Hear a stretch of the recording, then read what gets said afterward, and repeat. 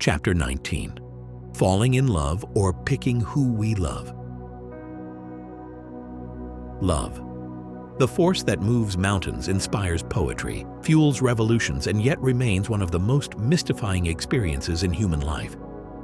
Every culture, every generation, every person has tried to define it, understand it, contain it. And still we ask, do we fall in love? Or do we choose to love? Is love a spontaneous combustion of fate and chemistry? Or is it an intentional act, a decision to build something enduring with another person? This chapter is not about definitive answers, because love does not fit into neat categories. Instead, it is about understanding the different ways we experience love and how these experiences shape our relationships for better or worse. The myth of the fall. Why we romanticize fate. We grow up with stories of love at first sight. Fairy tales, romantic comedies, and even real-life anecdotes celebrate the idea of two people being pulled together by an invisible force.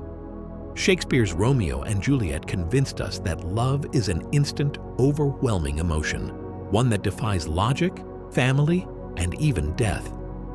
Movies like Titanic or The Notebook further cemented the idea that the greatest loves are those that strike like lightning, unexpected and uncontrollable. Even science backs up the idea that love feels like falling. Studies by anthropologist Helen Fisher show that the brain in the early stages of love is flooded with dopamine, oxytocin, and norepinephrine, the same chemicals that create addiction and euphoria. Fisher, 2002, The Journal of Neurophysiology. This chemical rush explains why early love can feel so intense, why lovers stay up all night talking, and why we crave the presence of the person we desire. But here's the problem. The falling phase doesn't last. That intoxicating cocktail of brain chemicals fades over time, which is why relationships built only on passion often crash when reality sets in. What happens when attraction is no longer enough? A real story. My story. Looking back now, I can't help but shake my head at the weight I once gave to love.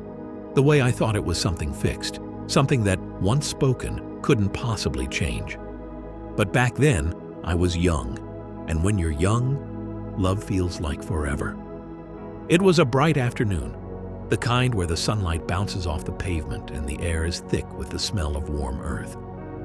Two of my closest friends came over to my place at university, an overdue visit, a casual catch-up. I was excited to see them, eager for the kind of conversation that felt effortless. But they weren't alone. She walked in behind them, and suddenly, the room, the entire world, shifted. I don't know how to describe the feeling of seeing someone who instantly unravels you. It wasn't just her beauty, though she was stunning. It was the way she carried herself, the way she smiled like she knew a secret, the way she seemed so completely at ease in her own skin. Even her name was something rare, something I had never heard before, and when she spoke it, I wanted to hear it again and again.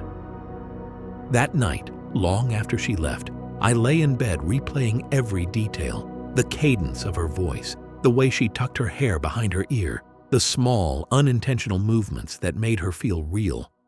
I didn't just want to see her again. I needed to. My friends must have seen something in my face because they arranged for us to meet. And once we did, we were inseparable. For 3 weeks, I barely left her side. We laughed until we couldn't breathe, shared stories that felt like confessions, found the odd and wonderful ways our lives mirrored each other's. It felt like we had grown up in parallel, waiting to finally intersect. I skipped classes just to sit beside her, because what was a lecture compared to the rush of being near her? I was consumed. Then, one night, she said it first. I love you. I had never said those words so easily before, but with her, there was no hesitation. I felt it with every fiber of my being. I love you too. For a while, it was perfect. Then, one night, it wasn't. I called her like I always did, just to hear her voice.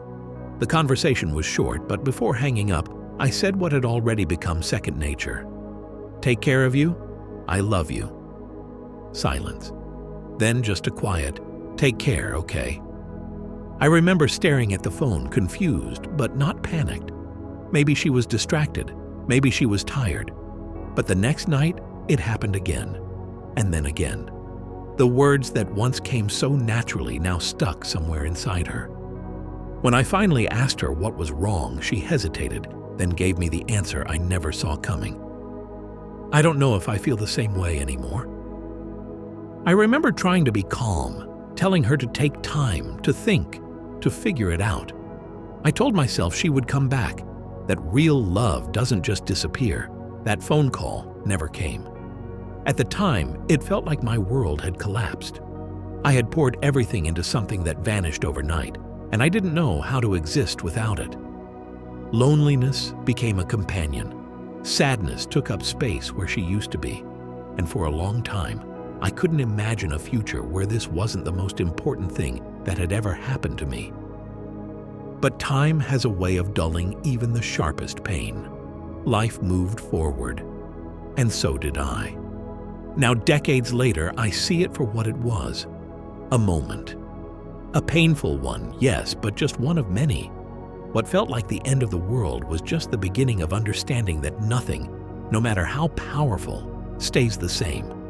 And maybe that's what life is: a series of moments that shape you, break you, and rebuild you into someone who understands that love, no matter how intense, is never a guarantee. It's just a story. One of many. Choosing love. The power of intentionality. The alternative to falling is choosing. This idea is less celebrated, less dramatic, and certainly less sexy in pop culture. But it is the foundation of lasting love. Psychologists John and Julie Gottman, who have spent over 40 years studying relationships, found that the happiest couples are not those who experience the most intense passion, but those who deliberately nurture their love through mutual respect, communication, and shared goals. Gottman, 1999, The 7 Principles for Making Marriage Work. Their research suggests that while passion fades, commitment, intentional acts of love, and daily choices to prioritize a partner build the foundation of long-term happiness. This idea is also seen in arranged marriages, where love is often cultivated rather than discovered. A 2012 study in the Journal of Comparative Family Studies found that arranged marriages, when based on mutual values and compatibility, often result in equal or greater long-term satisfaction than love-based marriages. Journal of Comparative Family Studies, 2012. Love can be built step by step. Does this mean that we should abandon the idea of falling in love? Not at all. But it does mean that how we love, whether we rely purely on chemistry or make conscious choices to sustain a relationship, determines how well that love survives. A fictional case study, the story of Maya and Daniel. Let's take a step back from theory and meet Maya and Daniel, a couple whose love story challenges the idea that love is simply about fate. Maya and Daniel met in a way that could have been scripted for a movie. She was running through a crowded airport, balancing too many bags and a coffee, when she tripped, spilling the entire drink on Daniel, a stranger in a crisp white shirt. She was mortified. He was amused. They locked eyes, laughed, and spent the next hour talking while waiting for their flights. That moment felt magnetic. It felt like destiny. Over the next few months, they fell into an easy rhythm of late-night phone calls, deep conversations, and stolen weekends together. Maya was convinced that what they had was once-in-a-lifetime love. She had fallen for him, and she believed that was enough. But love is more than just magic. A year into their relationship, cracks began to show. Daniel, a meticulous planner, believed in choosing love, in making deliberate efforts to build their relationship. He wanted to talk about future goals, compromise, and work through differences. Maya, on the other hand, believed that love should be effortless. The moment it started feeling like work, she doubted whether it was real. The turning point came when Maya lost her job. Suddenly, she wasn't the happy, confident woman she had been when they met. She withdrew, she struggled, and she expected Daniel to instinctively know what she needed. When he asked how he could support her, she snapped, "If you really loved me, you'd just know." Daniel, patient as ever, said, "Love isn't about guessing. It's about showing up. And I want to show up for you, but you have to let me."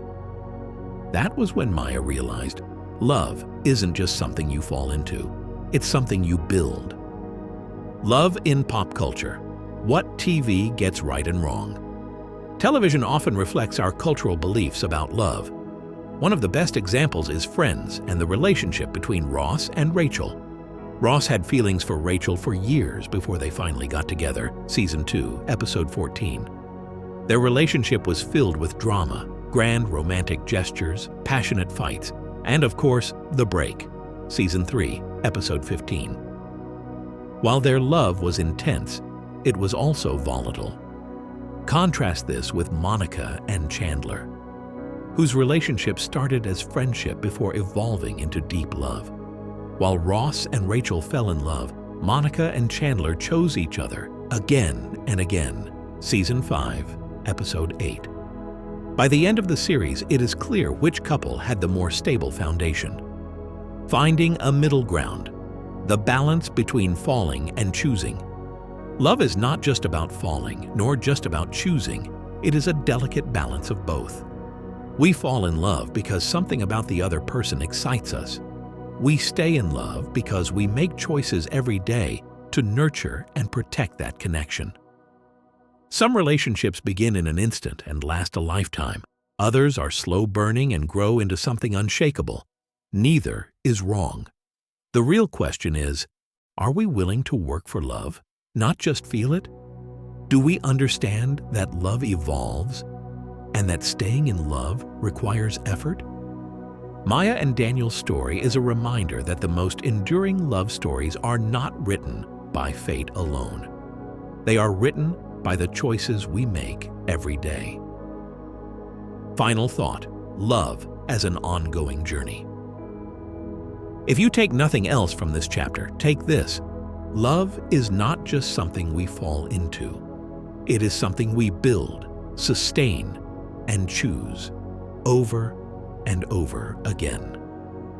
The real magic of love is not in how it begins, but in how it continues. Reflection questions. Have you ever fallen in love unexpectedly? How did that experience shape your views on love? Do you believe love is more about fate or choice? Why? Have you ever let go of a relationship because it no longer felt effortless? What steps can you take to be more intentional in your relationships? A quiet invitation. This week, reflect on love in your life. Whether romantic, platonic, or familial, consider: are you showing up for the people you love? Are you allowing yourself to receive love in return? Because in the end, love is not just something that happens to us. It is something we create.